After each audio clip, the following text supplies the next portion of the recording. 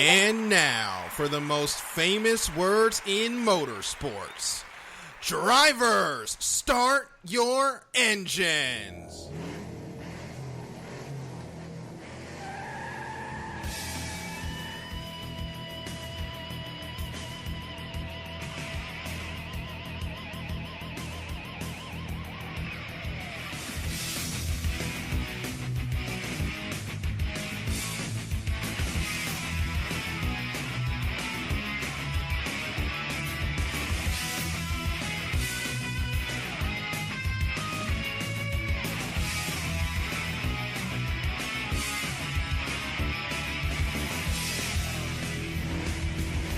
You are now listening to the fastest show on IE Sports Radio. My name is Daryl Kinsey Jr. and I'm welcoming you to take another lap of the extra mile for tonight, August the 13th, 2020. And ladies and gentlemen, it is getting down to crunch time in NASCAR. We're into the second half of the IndyCar season, starting with the merry month of August this season, thanks to the COVID red flag and changing the Indy 500 schedule, and everyone is excited about the Formula One Grand Prix in Spain because they think the heat is going to dethrone Mercedes. It's not.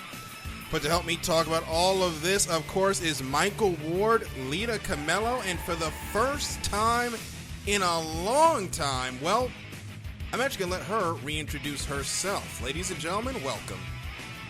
The one, the only, Caitlin C. And the crowd goes wild. Ah! We may have had cupcakes and alcohol before this. Oh, no. Caitlin's back, everybody. Oh, boy. Hello from Lita's office. The bringer of chaos is back. Yeah, not only is Caitlin back, Caitlin is live in my office. That's right. So the duo here, it's a little dangerous. And like I said, there were homemade cupcakes recently and alcohol. Yeah. So we feeling good in Kalamazoo. we a little sugar high. A little sugar high.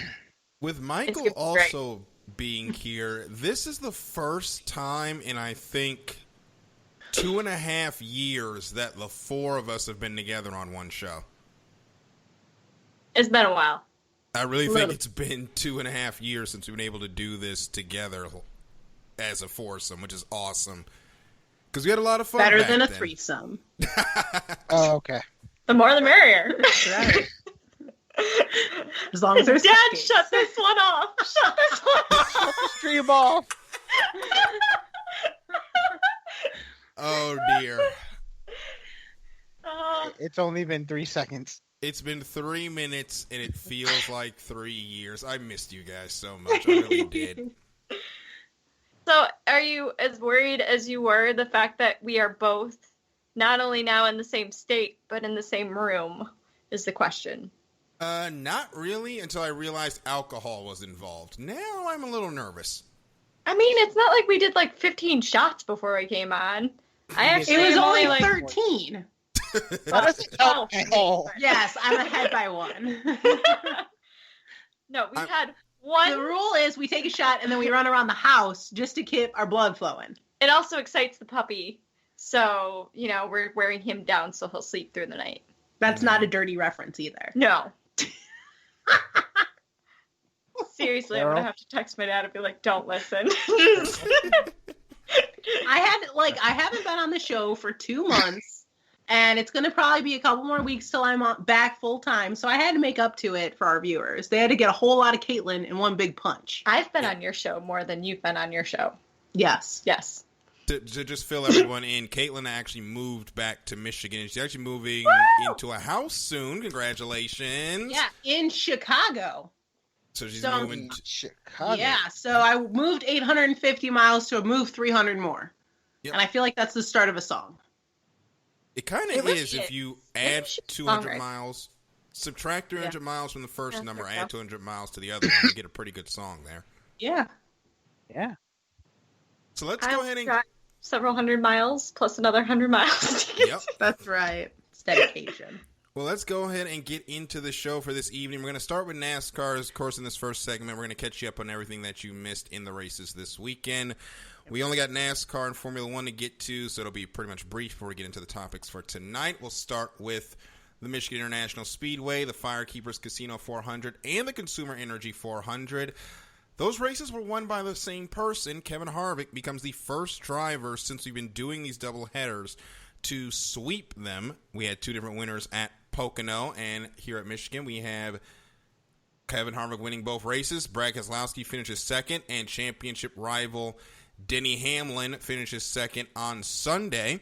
We'll get to Harvick in a minute, but first I want to talk about, for a second, these dual 300-mile, 500-kilometer races that they've been having. If I know NASCAR is playing around with the schedule, trying to figure out what they want to do for the future, but guys, if they decide to do this to shorten the schedule where we take some of these 2 weekend dates and make them 1 weekend, 2 300-kilometer or 300-mile races, I'm fine with this because for a number of reasons, some of which I spoke with on Tuesday. One, it's going to make the ticket value a lot more. Two, people don't want the teams getting as much practice. You basically get rid of 2 practices by having 2 points races. And for the third thing, it really gets the run time of these races down, especially if we're going to have these 3 p.m. start times where your entire afternoon into your evening is taken up by these races. You get 2.5 hours of good, hard racing, and then we're done for the night. I think there's a lot of positives that NASCAR can take from this if they're still trying to figure out what the schedule is going to be in 2021.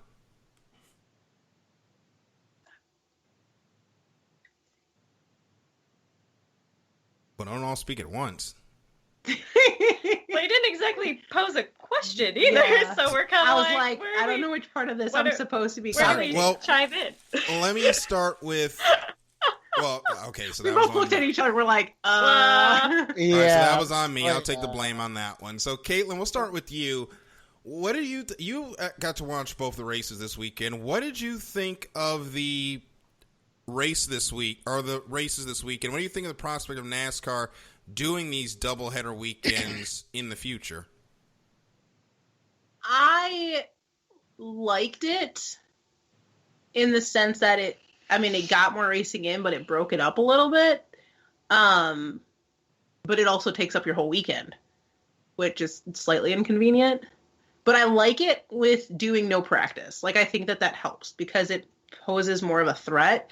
But it was interesting to see how, like, cars would be good, and then they'd have the next race, and then all of a sudden the cars weren't good. Truex is really good at getting third, which is okay, I guess. It's a step down from usual, so, yeah. Like, I feel like it's a they slow have... decline. Right, they have their advantages. Like, with a place like Pocono, where instead of getting 2 full races, we're going to shrink it down and it's more tolerable, I feel like it's nice because also it gives less time for them to dilly-dally around. Agreed. Like, there's not so much hanging back because it's like 10 laps for stage 1 practically, 10 laps for stage 2, and then like 50 for the rest. That's a little dramatic, but that's kind of how it felt, though. It went really quick. And so I feel like it does help speed things up on the track. I feel like more than a longer race does. Like longer races, they have a little bit more time to kind of feel things out and to kind of get things going. And there really is kind of the speed up button on these and we kind of saw that in comparison this weekend because the first race, Joe Nemechek wanted to wreck out 14 times. And so we got lots of cautions. Oh, and Joe, so we got to... Joe wanted to wreck that car so bad. So bad. He was so done with that race. It was pretty ridiculous, but it also gave us more cautions. And so we had a caution-heavy first race, and we got to see how different, like, people got tires, people didn't get tires, and you got to see a little bit more of that play out. Whereas in the second race, we didn't have any cautions, practically, outside of the stages. And so it was a little bit more strategic on pitting, and the tires for the most part stuck through, so they really were able to manipulate the tires much longer than usual. So I think that part I liked more. Like, I liked that they didn't have time to just sit back and twiddle their thumbs. Like, really, the race is on pretty quickly to try to get into a position to win. So I do appreciate that because I feel like on longer races, they're just not in a hurry to do anything. And with these shortened races, you have to be on like up your game from the very get-go. So I do like that part of it. Yeah, I agree with you completely, especially during the Coke 600 earlier this year, where that race was, even with no practice, that was a bear. And the one thing about that race, Kyle Busch said it best: these cars to go 1,000 miles now and not have issues. It might be time to potentially retire the Coke 600 at some point, but that's a conversation for another program. Let's get into the winner of both races. Kevin Harvick, all season long, he's been going shot for shot with Denny Hamlin. At some point, one of those guys is going to have to lay claim and say, look, you're going to have to take me down if you want to win this championship. And in my opinion, Kevin Harvick comes out, leads 57% of the laps the entire weekend, wins both races convincingly, in my opinion, and really has a duel with Denny Hamlin down the last few laps of Sunday's race, which he wins. And we'll start with Michael with this. In my opinion, Harvick has now cemented himself as the championship favorite. What say you?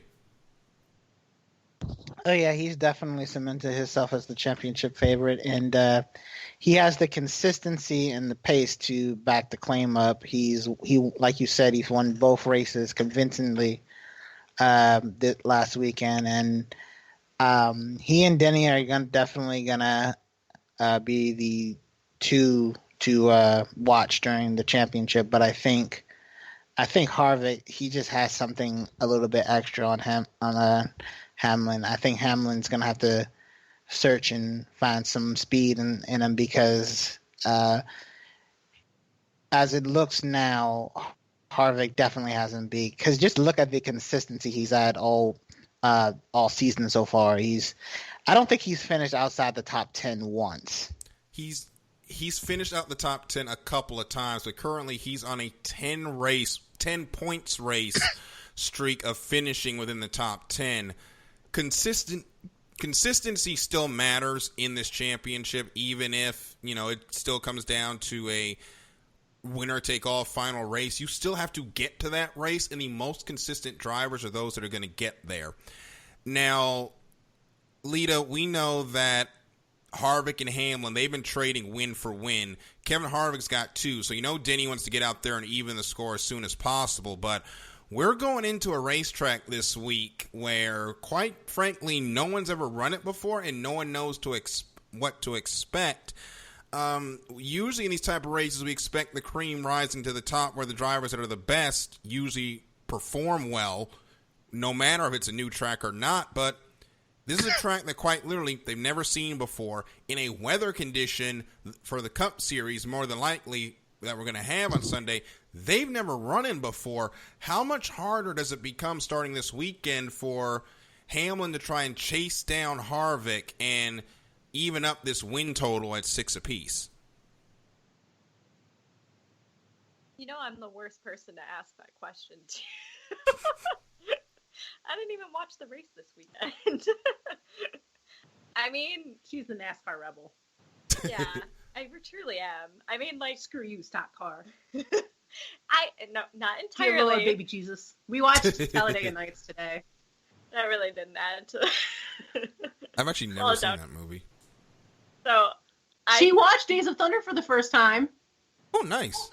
Speaking of NASCAR, there we go. I'm sorry. So we're going to detract answering the question by talking about the cooler things we've done instead of watching. Because at this point, evening the races doesn't mean much. You're both solidly locked into the playoffs. Yeah.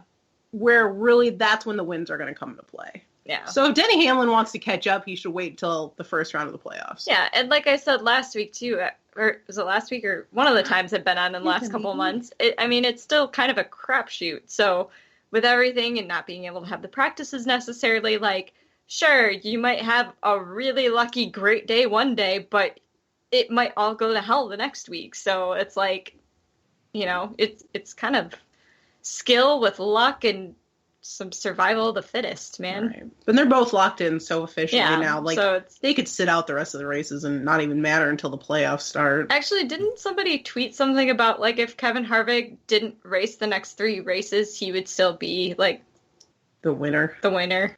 for this round. Yeah. Yeah, he's got a 140-point lead over everybody else. It's a little see, excessive. I read something about NASCAR. But that's hella impressive. Like, dude, take a break. Don't risk the COVID and just But here's the ride thing it is, out. the kicker of it is, though, it doesn't matter how many races you win right now. Yeah. If it's your overall. car goes to shit, crap, shiitake mushrooms, oops. I think you already said it, so it it's doesn't just really. in the playoffs because it's like, I mean, anybody else could get it now. I'm just true. saying, you just hope he doesn't. Wow, I was going to make it really bad. He doesn't shoot his shot now. Well, I was going to say blow his wad, but that didn't seem any better. Well, we'll see what happens with NASCAR coming up this weekend at the Daytona Road Course, which we'll talk about at the end of the Speedway. We'll segue quickly away now to Formula One. And I got to get this name right because for some reason we just can't say the British GP Part 2. The second race has to have some strange names. So the 70th anniversary Grand Prix at Silverstone had a surprise winner with Max Verstappen beating both Lewis Hamilton and Valtteri Bottas on pace due to the heat basically ripping up their tires on the abrasive Silverstone circuit. It's got the Formula One world buzzing with thoughts that going into Spain with the similar high temperatures that Mercedes may stumble again. Caitlin, Lita, we know fans want Mercedes to get to have some sort of competition going into the rest of the season, but much harder compounds being used at Spain than have been used at Silverstone. And we know what happened in the first Silverstone race to the last few laps where Mercedes just ran away. Is there really any hopes that lightning will strike twice and the Mercedes will be off pace at Spain this weekend? Absolutely not. It depends on if Pirelli got their shit together or not. Good answer. Thank you. But I mean, seriously, it seemed weird to have the heavier compound tires compared to normal in the first place, and those things were still disintegrating, I think, rather prematurely compared to what they typically would do. And I mean, yeah, maybe it was a little warmer, but everything seemed odd. But I don't know, things don't tend to happen like that consistently, like all the time, unless it's like super bad. I don't think we're at that stage. It was like a NASCAR tire fluke. It really was. Really, yeah. You just don't see that happening very often with them. Right. And then for the fact that Mercedes couldn't figure it out. But the thing was, it wasn't just Mercedes. It was a lot of the manufacturers were having, a lot of the teams were having issues with those tires. Right. So it's like... But usually they are quicker to capitalize on it. Right. Well, it probably helps because they're going faster. True. Clearly, because they're fast. winning. Yeah, they are really kicking everybody's behind. Go fast, Ricky Bye. Yeah. Ugh. I will say, so I'm divided. I'm not a big Max Verstappen fan. I think everybody is very aware of that in all of this time and age. However, so it's nice to see somebody that's not a Mercedes win a race. And I mean, we've had some mix-ups in the last couple of years, so it's not the worst thing. But at the same time, it's kind of like, eh. I thought it was funny how when he won the race, because they were picking on him about remembering to drink the water, and they're like, your hands might be sweaty, make sure to hand sanitize. That was pretty funny. That was good. I mean, I was happy. I like my little devilish Maximilian. I was judging you the entire time. I know you are. It's like being a Kyle Busch fan in NASCAR. It's like, why? Though? Why would you do that to yourself? Why, though? Why? But I was excited. Damn Kyle Busch. Doesn't help that I gave him, like, his own full name. True. It is kind of interesting, though, to see somebody, like, actually in contention against the two Mercedes drivers, though. Like, yeah. Again, it's not my favorite person in the world to be in that particular... Oh, my God, that was such a Chandler to be. Sorry for anybody who watches Friends. But it's still interesting that we actually have somebody kind of giving them a challenge. Well, because we know Ferrari's not going to do it anytime soon. No, they're not. Ferrari he drove, though. because when Hamilton pitted in first and he came out fourth and he crawled up back to second, but at that point, like, Verstappen was still pulling away from him on the time card, though. Like, It was not that he was like, oh, if he would have had 2 more laps, he would have gotten him. No. He was consistently keeping the gap.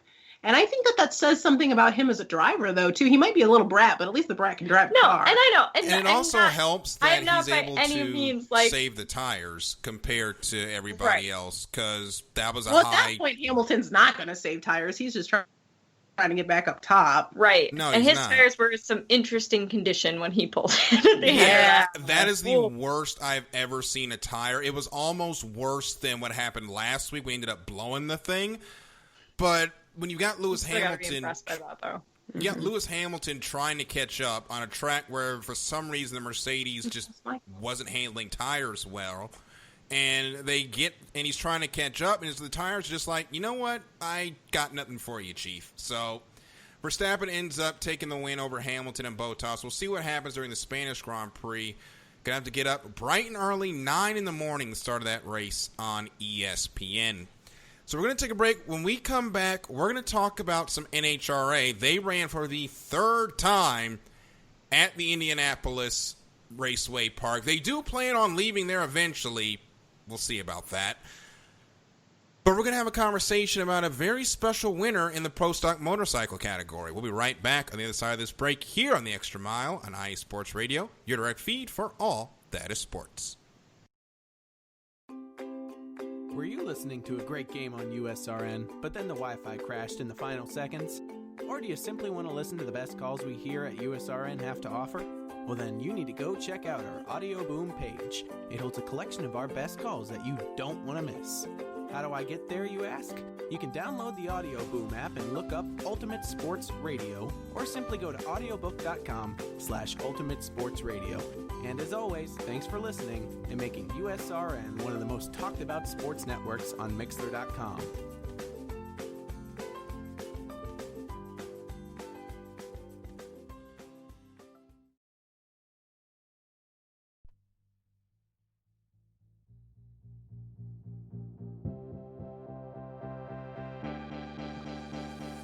Hey guys, it's Blake Henley, better known as H-Town Blake to some of you. Happy to announce that Bases Loaded is back in full force. We'll be bringing that high heat every Tuesday night here on IE Sports Radio. So come home, get ready, dig into that batter's box, and see if you can chase that high heat, baby. So we'll be coming to you live with all the stats, all the rundowns, all the division rivalries, and every team that's going to make the playoff push to get to that one and only October and get to the pinnacle of what baseball is, to hoist that Commissioner's Trophy when it's all said and done.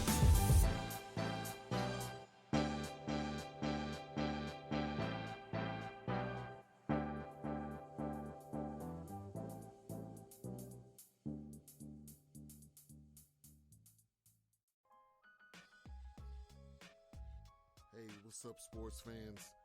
You're looking for a different type of sports talk show, something you haven't heard before? You got to check out the BS3 Sports Show every other Saturday on 2 Live Stews Radio, 1 p.m. Central Time, 2 p.m. Eastern.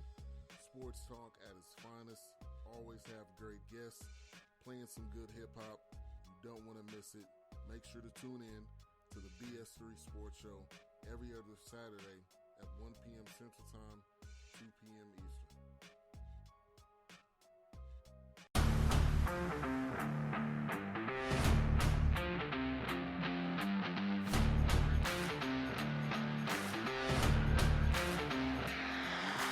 What's good, fight fans? It's your boy, Marcus Los Great. Here to give you what you want.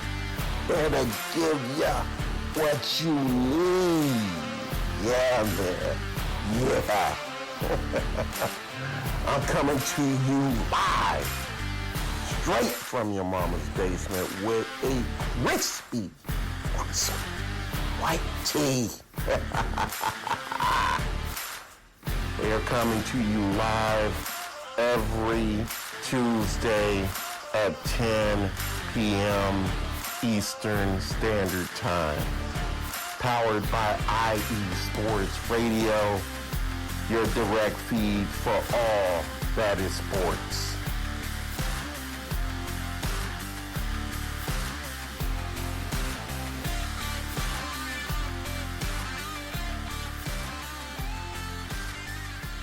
Well, the gloves were off this weekend in Lucas Oil Raceway Park in Indianapolis, Indiana, as for the third time the NHRA took to the future site of the U.S. Nationals, which will happen later on this year, for the Dodge NHRA Indy Nationals presented by Pennzoil, which is, of course, the third race in what has now become the Indianapolis Raceway Park bubble for the NHRA, as they did plan to continue their traveling road show, but COVID-19 has said, nope, you're going to stay right here in Indy, and you're going to like it. And if you don't like it, tough. So they had their third race, and the winners this weekend in the pro categories was a theme of drivers getting back on top, with Steve Torrence winning in Top Fuel, Ron Capps in Funny Car. Ron Capps finally winning at Indy at Lucas Oil Raceway, by the way. Go figure. He's been trying that for just his entire career, so congratulations to him. Jed Coughlin Jr. winning in Pro Stock, and this last one, Pro Stock Motorcycle, Angelle Sampey wins on her birthday for the first time in 5.5 years. Gonna start with Caitlin and Lita on this one. Angelle Sampey was one of my favorite riders when she was coming up. She took a little bit of a break to do things outside of racing, came back recently, has been searching and searching for that first win. You could see the emotion in her post-race interview. She was really happy to get that trophy. What was your immediate reaction when you saw her win that race? Well, it was fun because I actually we were watching it because, it happened after the other races. So we put it on and we got to watch a race. And it was funny because in between, she had, they kind of talked because it was her birthday and, they had gotten her, a walker as, a prank gift and stuff. So it was really, cool to, you're oh, yeah, it was, a feel good. And so you're excited for her to, compete anyways. And they had all the issue with the clutch on the line. Which is scary. Yeah, and they're, literally trying to fix the clutch on the starting line before it. And you're oh man, so and they're and then they're building it up because they're this can either make you jump and get red, or this can make it delayed. You don't know, and you're not used to it, and all of this other stuff. And so there was so much anticipation and buildup even, and then she hits it 0.01. You can't be more perfect than that. And aside from 0.02. Right. But I'm just saying, holy crap, it never happens. And so, me and my dad and my boyfriend were all watching together, and we were all cheering. We were all so excited when she won. Even after, she hit the line, and you just knew. And so it was really cool, and it's so cool and fun, I don't know, it always is one of those cool things that reiterates that something that takes such a specific reaction time, and this woman kicked ass. Yes. And she's 50. It's Angelle Sampey. I mean, she was... I was followed her before, as a kid. I had T-shirts for her. I absolutely adored her, especially after Shirley Muldowney wasn't racing anymore. That was your next female figure in racing, really, at least in NHRA. And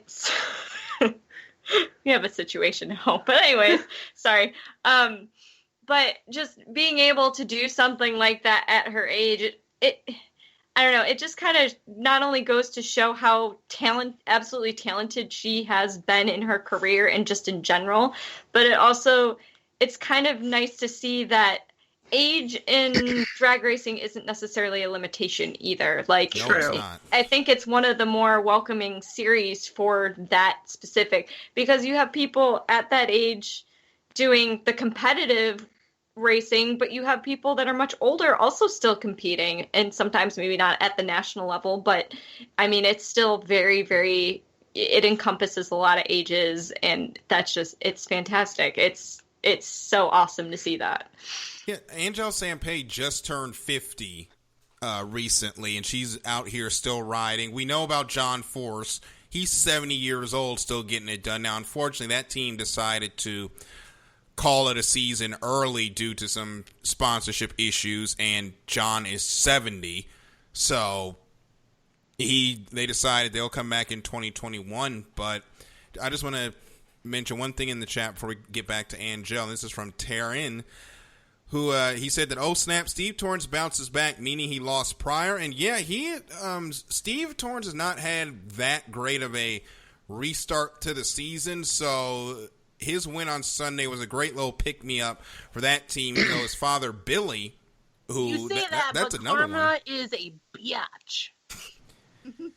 It kind of is, but at the same time, you know, Billy Torrance getting it done, and he's been in the sport even less time than Steve has on the professional level. Just shows that age or wisdom may be better than age here in the NHRA, just saying. But back to Angelle, listening to her interview just had me emotional, because you get these riders and you get these drivers in all the sports. Some of them, they were great at one time, and they take a break and they come back, and you as fans, you get into this point of, oh wow, they're going to come back, they're going to resurrect the old glories, like when Jeff Gordon came back to run Dale Earnhardt Jr.'s car when Jr. had the concussion, and when Michael Schumacher came back to run Formula One for a few years for some reason. You know, you get these drivers that come back and they have they try to get it done, but they can't anymore. Angelle probably had to be thinking, can I still do this at a high level? And then she comes out and she gets that awesome reaction time, like Lita said, on Jeff Bostic. She had a 001 to a 053. Now, 053 light is not bad at all, but for the Pro Stock category, probably not the best. But Bostic got absolutely treed in this race. After he waited a little bit, he did play some gamesmanship. After they got Angelle's clutch fixed, where he waited a little bit before he moved in the staging beam to try to make her think about it for a little bit. And she went, oh, you're going to make me think about it. Boom, 001. See ya.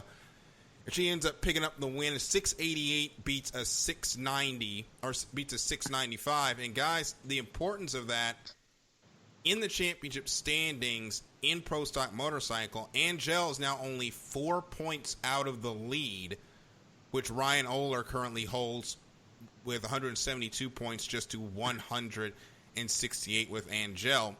But the question I want to ask you guys, and I will start this time with Michael. Who is a driver that is either recently retired or has retired that if they came back and actually got a win, for you, would elicit a similar emotion to Angelle's win? It's got to be NHRA, or it can be like it can be sport. it can be any motorsport. It doesn't have to be NHRA. I would be genuinely happy if like Dale Jr. came back and like won the Daytona 500, but that's just me. That would be. Go ahead.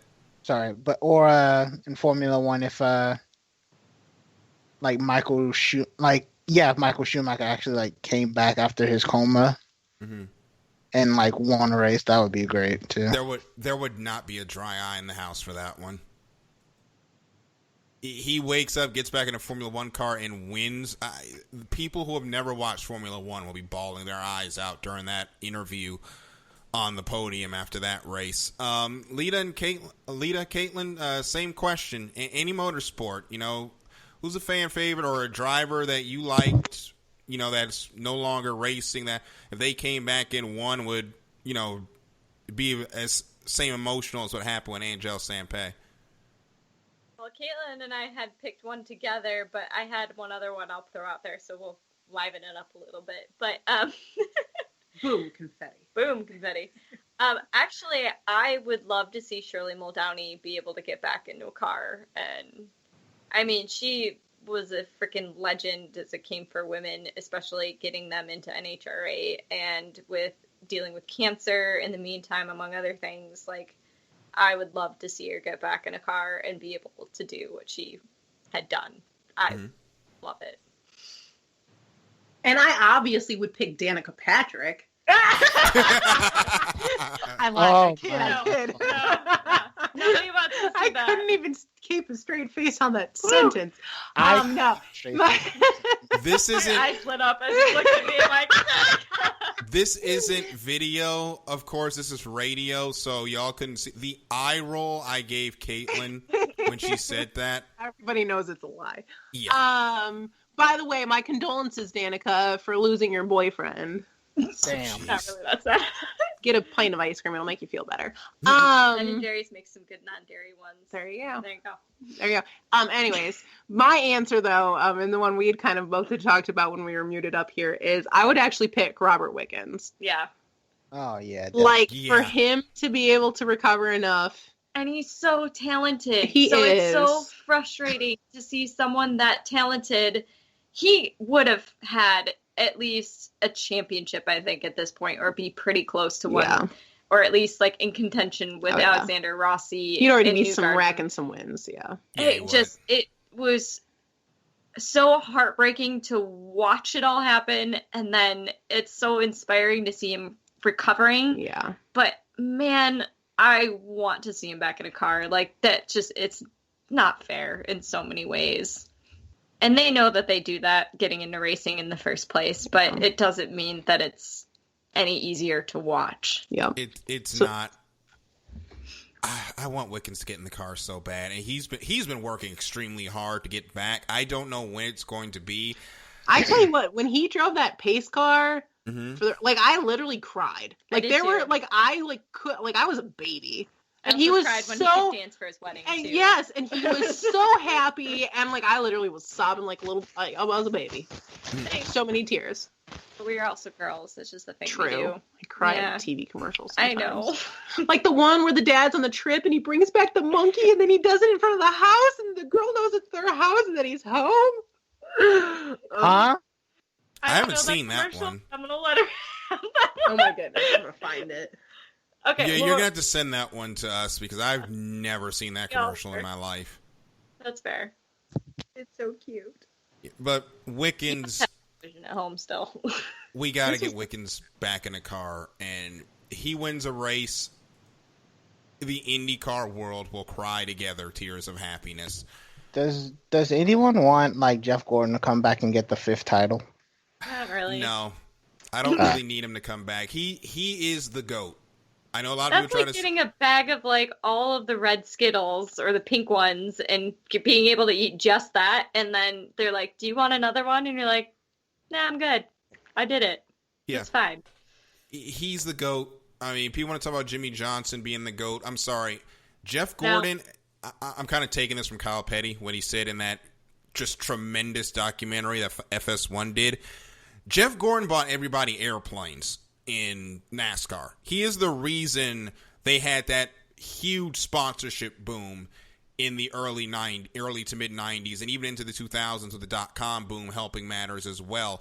He could go to Fifth Avenue and help bring people that have never watched NASCAR into NASCAR. They don't have a driver like that right now. That's kind of one of the problems with their declining ratings. But everything he did for the sport culturally will never be matched again. And that's even before we get to the point that he absolutely dominated the 90s, to the point he had not one, but 2 unfounded cheating scandals that fans created because he was just too good. Jimmy Johnson never had that.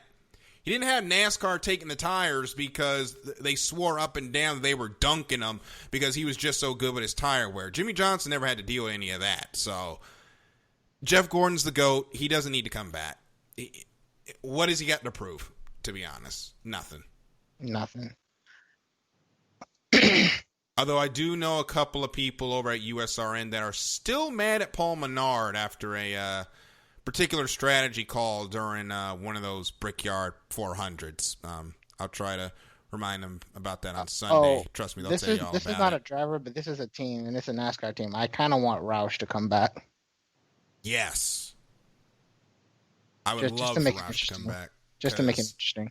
They've been down for a while. But we're going to take another siesta, and we're going to come back on the other side. We're going to get into the Indy 500 because, yes, that's actually happening this year, although without fans, probably for the best, to be honest. But people are upset about that. But there's a particular driver that's done well in the practices, but when we get back, we're going to tell you why we personally don't think that matters all that much.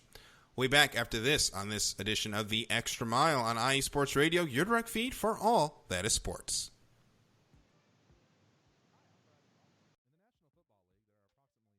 17 million total fans. I'm Andrew Guzman. My Dallas Cowboys make up almost 9 million of those fans. And my Seahawks have a very loyal fan base of around 4 million. That's more than 3/4 of all the fans. That's absolutely correct, Andrew. And on the Common Ground Football Podcast, we'll be talking about the good, bad, and the ugly of these teams. We'll have weekly picks, discuss transactions, injuries. And we'll chat about the rest of the league, too. Blake freaking Bortles? Oh, yes. And Captain Andrew Luck. Excellent. What about Fitzmagic? Oh, let's not get carried away now. Oh, all right then. Join us each week at commongroundfootballpodcast.com or wherever you get your podcast. It's going to be awesome.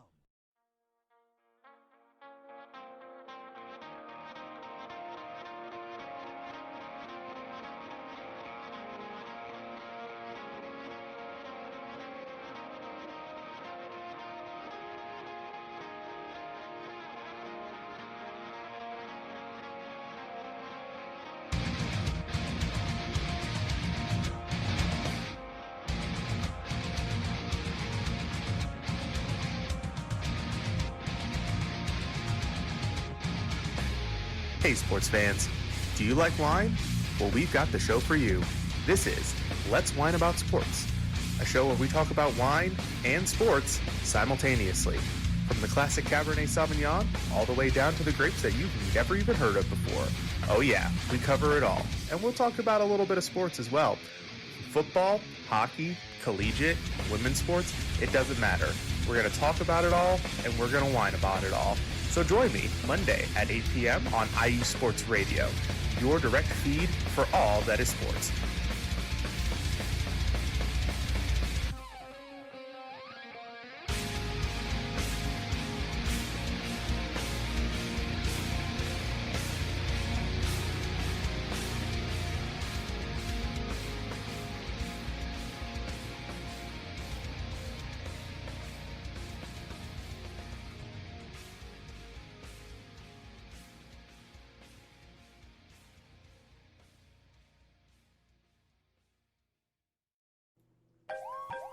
Hey, what's going on, everybody? Vince Wright, the sports governor from the great state of Minnesota, and I want to thank you for listening to Sports Done Right. Make sure you're checking us out on all of our platforms, whether it's Spreaker.com, XSquadAffiliates.com. We're also heard on the Stewart Media and Entertainment Network, so keep it tuned here. More great things coming from Sports Done Right.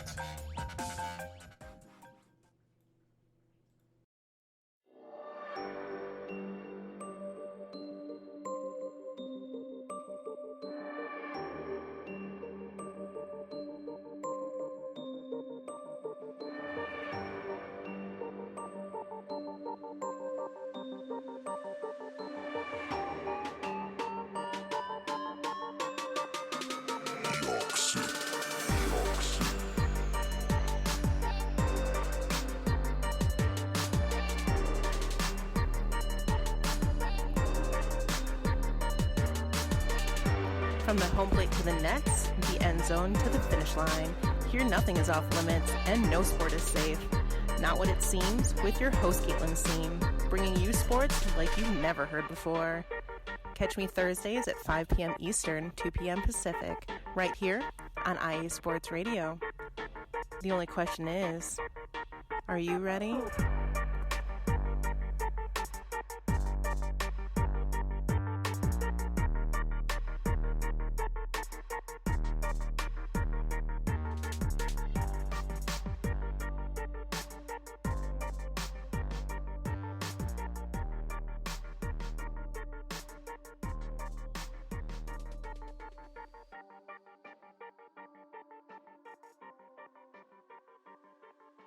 Well, I hope you guys are ready because we are back for another edition or for another segment here of the Extra Mile here on IE Sports Radio, your direct feed for all that is sports. We are continuing in. We're going to talk IndyCar now with the Indianapolis 500 practices that have happened, and we're going to dig right into what I teased on the other side of the break, which was the fact that Marco Andretti has actually ran extremely well in the first practices. He was second in first practice yesterday. He was third in practice today, but unfortunately, the four of us just can't find it as a way to really get excited about his prospects in the Indy 500. As the last few years, it has not gone well for the young Andretti, or can we still call him the young Andretti at this point? Can we say like the last decade? I'm trying to be nice. There's no need to be nice. He hasn't earned nice. Well, in the last 5 years, he's had a best finish of 6th, but 3 of those races he's finished outside the top 10, and then last year he finished 26th, and that was a race where they had a problem on a pit stop, and actually, no, that car just did not handle at the start of the race, and they just could not get it fixed, and he finished well down the order due to that car not running well. So we've seen Marco run well in these practices here at the Indianapolis Motor Speedway. We know what this track means to his family, with Michael almost winning it, with Mario winning it, and Marco and Michael having everything happen to them to where they don't win this race. You want to be hopeful when he comes here because we know that Andretti Autosport is good at this speedway, but is there any reason to really sugarcoat it and say that Marco is going to do anything of note this week? Or not really this week, but in a couple of weeks. I mean, like I was saying over the break, and I have said on the show way too many times, I feel like, but Marco Andretti is just, he's one of those individuals that we have seen in practice time and time again over the years, and for multiple races, where he can get, a top 5 on times, and he does great. Every once in a while, he pulls something out of nowhere for a decent qualifying, and then he tanks it at the race. And he just, I don't know what it is, and I don't know what kind of anxiety. It really is that. I can't say. I'm like, I thought it. Literally watching me as I say that. I mean, I'm not going to lie. I thought it, and then Caitlin said it. Well, so you don't know what it's like, though, when you're trying to say things, and then she's staring you down while you're trying to just... We're sharing a desk. I mean, we where really am I supposed to look? I don't know the tracksuits that we're looking at in the other... I am watching her. Tracksuit? Wait, what? They're looking at tracksuits, apparently. We were trying to get a matching Alonso suit. For remember, we talked about the Alonso tracksuits? We said we were gonna wear the velour orange. Well, we can't do the velour orange. Yeah, we can't do orange anymore, which is okay. Orange is not my color. Orange is not really anybody's color. That's true. So we were looking at tracksuits on the side. So, we're not at Alonso right now. We're at Andretti. The point being that he's had so many years, and the Brian Herta thing was supposed to be helpful, and there was a little bit of improvement, but. Do you think Mario skips over Marco when he says what he's thankful for at Thanksgiving? Ouch. No, because he's too nice. He is the nicest old man in the entire world. Well, he could think it. He could think it. I mean, he's literally taking all of your money and not doing anything with it. Like, at this point, his dad's money. All right, point. Yeah. Like, you know how many yachts he could own right now? He could own a small country with how much money he's blown in IndyCar. Mario doesn't strike me as a yacht person for some reason. No. Oh, I'm just toys. saying as an idea. Like, he could own a lot of things with the money that he's But it's his wasted. dad's money that he's wasting. True. So, I mean, again, some not kids get the all best. the luck. Yeah, really. Again, I still bring up my point when I had a coworker ask me the picture of me and Mario Andretti if he was my grandfather, and I said I would be a great granddaughter, and you'd be better than Marco. Please adopt me, or I'm just going to tell Mario Andretti I'm his long lost granddaughter. I don't know. I'll figure it out. You can make really good cupcakes. I don't have any grandparents left, so I need one, and he would be like the most amazing grandpa ever. I would love it. So Mario, if you're listening, we found you better. I didn't necessarily say that, but I just think it occasionally.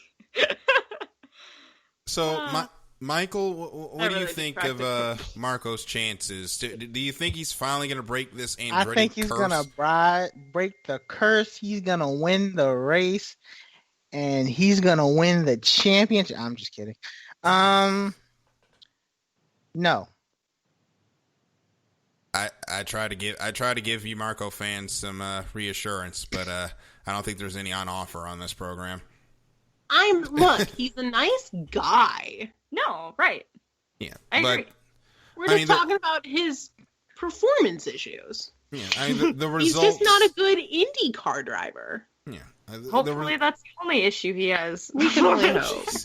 Well, the results have not been there. I mean, 2 wins in 12 years kind of tells you everything you need to know. But we'll see what happens. We'll shift over to another driver we like, which is Fernando Alonso. He ran 8th on the speed charts today, but unfortunately had a little incident in the final hour of practice. Ended up getting too low into turn 4. Car understeered into the wall. Thankfully, only 33 cars this weekend, so he will be able to qualify into next week's Indianapolis 500. But the last time Fernando was in the race, he nearly won it until the Honda engine did Honda engine things and fell over on him. Then the next year, the absolute hubris of McLaren just bit them in the behind that entire week, leading to Alonso not making the race. He's guaranteed into it this year. We'll start with the resident Alonso fans on the right of this panel. If we were sitting at a desk, that'd be Caitlin and Lita, for those that don't get it. What should we expect out of Alonso during the race in a couple weeks? Amazingness. We're not shopping for tracksuits for Alonso because we're not fans at all. Y'all got to take a picture of those when y'all get them, by the way. Well, we got to find the right one, and right now we're just on Amazon, and it's really depressing. It really is. I would have thought there'd be more, but yeah, whatever. We'll figure it out. I will say this is, like, I have so many options for the 500. Like, I think this is the first year that I will, like, be happy with multiple winners. Because I got Alonso. Yep. As long as we don't have a performance issue on the engine. Mm-hmm. Freaking Honda. Hey, he has Chevy now, which Chevy has been winning the last several. So, there's hope. My boy Joseph Newgarden. Yes. And also, my newly adoptive son, Connor Daly. Connor Daly's great. Welcome to that train, several years late. Look, I was a fan of him last year when he showed up at the Snake Pit in his suit. That's fair. That's when he really did win me over there. That's awesome. To add the little extra whipped cream and cherry and sprinkles, my favorite Canadian, Cole Pern, he wasn't naked. Sorry. That'd be exciting. I know. I get the reference. But also, Cole Pern's on the team. You know that's why he was one of the top fastest cars today. You know. Because Cole Pern. So, I have 3. So, I need a trifecta outfit. By the way, exciting. By the way, they asked Cole Pern if there was any real difference, going from NASCAR to IndyCar. And he said at the end of the day, it's all physics at the end of the day. So, he's obviously a quick learner. Just got to translate the turns from loose to oversteer and tight to understeer and all that jazz, but he got that quickly, and he's got Connor sitting 4th right now, and of course Colton Herta, my favorite, who did not get a chance to really show what he could do last year. I'm looking for him on the sheet in the control. Actually, he was 6th. I think he's going to have a much better Indy 500 in a couple of weeks, because I think he's actually going to get to complete more than 5 laps. The transmission broke on his car last year and pretty much ended that race before it began for him. But we will see how this race unfolds. We'll have qualifying this weekend for the 104th running of the Indianapolis 500, which can be seen all weekend on NBC. So we'll turn the page to this week's races, and we're going to start in NASCAR because I'm excited for this. The Daytona Road Course, the Go Bowling at the Daytona Road Course 235, they're calling it. These are the oddest, by the way, mile dimensions for a NASCAR race I've ever seen, because the truck race is 159 miles, the Xfinity race is 188, and the Cup race is 235. It couldn't kill anybody over there to add a couple of laps just to round these junks up? Like, really? I don't get why we have such odd mile markers for these races this weekend. I'm sorry, can you repeat the question? Well, I was just saying I don't get why we have these odd. I was going on a tangent because I don't get why we have such odd mile markers for the Daytona road course races. But what I was going to get to is actually the weather. As we go in and check what the weather looks like for the Daytona, Florida this weekend, we have a 50% chance of rain on Friday, 80 on Saturday, and 60 on Sunday. Now, usually I would not be excited about that, but they're running the Daytona road course, not the oval. That means rain tires. That means big, heavy stock cars on rain tires. I am down for this as long as we can avoid the lightning, because the rain tires don't help us if we can't race because of lightning. Now, I want to ask the three of you, provided we get no lightning, how awesome is it going to be to see stock cars trying to negotiate the Daytona road course on rain tires?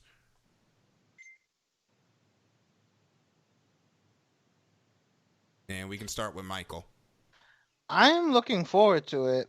I'm looking forward to just something different, just seeing these guys racing on rain tires, and adjusting to a whole new track. But like I said last time, Daryl, that means turn one is going to be interesting.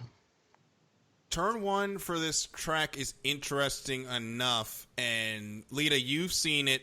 You actually got to go and see it live, so you've actually been a couple of times, so you already know how turn one is with the sports cars. How bad is this going to be with a car that doesn't use carbon fiber brakes and is still using steel brakes, trying to woe it down for that impossibly tight turn one? Dude, you get thrown when you're in that car and you hit it into turn one. So, and I mean, those brakes light up real quick heading into it. I don't know how they're going to do it. I really don't. I think it's going to be a lot of fire. Turn one for the ages. Nice. Yeah. Way to. Well, because they're like, well, we got it in the iRacing, and I don't think anybody's it's just going to be, because, well, even Truex in the interview had pointed, he's like, none of us know our breaking points, and that's not really something you can do off of a video game. At least, you can get an idea. At least it's a left.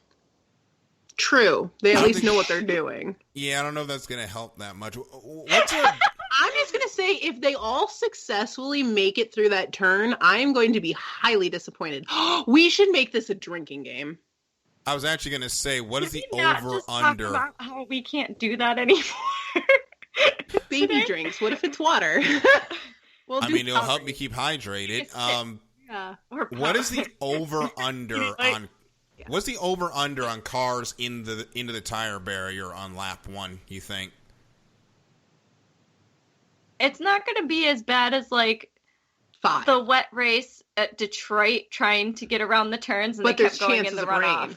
There's, like, a huge chance of rain at Daytona. Oh, shit, that's going to be exactly the same. So it's going to be, like, 40% of the cars. I might watch this race. I've got an over-under of 10. If it rains when they go in that corner, I've got the over winning that. Like, that's going to be impossible for these guys. They've never run, especially Cup, where they've never run on rain tires before. That is going to be a pile-up of pile-ups. And I might watch this. We might get... know how much I'd enjoy that. Yeah, we may get a new winner just because everybody crashed on the first lap, but we'll see. So let us go ahead and go. Austin Dillon wins on fuel mileage. I'm just kidding. He may not need fuel mileage depending on how turn one shakes out, depending on how any of these turns shake out, because they've never been on that banking in rain either. And I know we've been focusing on turn one, but they've never been up on Daytona banking in the wet, so It's going to be a fun learning process. And then we go over to the Spanish Grand Prix this weekend. Do we really think it's going to be anything other than the Lewis Hamilton revenge tour? Because we know how he gets when he ends up losing a race. It's usually not good for the field when people think that they got one over on him. He usually puts another one over on him. Do we think Max Verstappen's got pace for him, or is it going to be a Mercedes revenge trip? So they're going to take each other out on turn 1 again, and I'm just kidding. I think Lewis Hamilton is just going to mop the floor with him, honestly. That Mercedes has been too good recently, and I honestly think, Daryl, that the heat won't make a difference. It's just Silverstone is just really hard on tires. So it really is. You said what? I said it really is. Oh, Silverstone is really hard on tires. So is Spain, but not as much as Silverstone. Silverstone has, cops. It has, I forgot the name of the chicane section. It's Maggots got and Beckett, Maggots and Beckett, Stowe. And, so Catalonia only has the chicane at the beginning, the long sweeping third and fourth corner, and then more chicanes at the back. It's not that strenuous. You know what I mean? So yeah, it's definitely it's definitely not as hard on the tires as Silverstone is, from the middle of the second sector all the way through the third, back to the start-finish line. Caitlin Leader, for some reason y'all were low, so we could not hear you, so I'm going to bring it back to you. What do you guys think is going to happen at Spain this week? Well, I did make the comment that, is it actually revenge if they're not really putting effort into it? Mercedes, so there's that. But I don't know.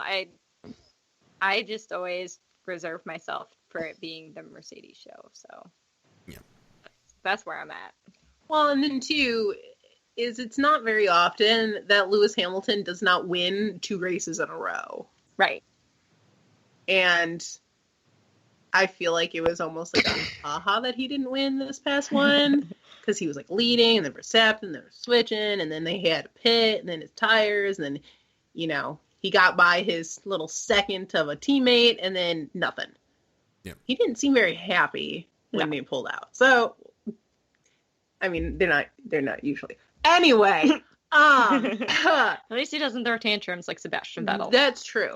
So I think because of that, he is going to be doing most things in his power to win this race. So I feel like we're going to have a very hungry Lewis Hamilton in Spain. He's always hungry. So watch out. The bull's going to get the horn. Is this where we make a vegan joke and then say that's why Valtteri Bottas? Or all 3 teams DNF, right? And then Renault finally... I'm just kidding.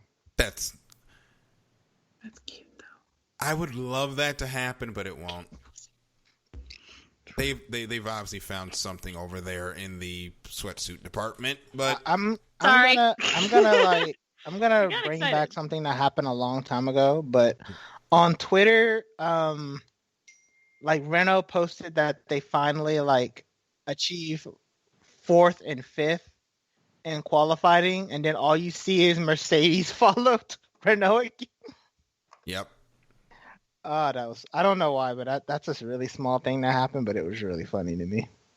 Well, it is time for us to put our money where our mouths are with our picks in Nearest the Win, and thankful for a rare sweep of the weekend by yours truly. It is now a tie in the points in Nearest the Win between myself and Mr. Matt White, or Matt Owens rather. So I need to find a way to try and get that to continue that streak, so I can take the points lead for the first time probably ever in this deal since we've been doing it.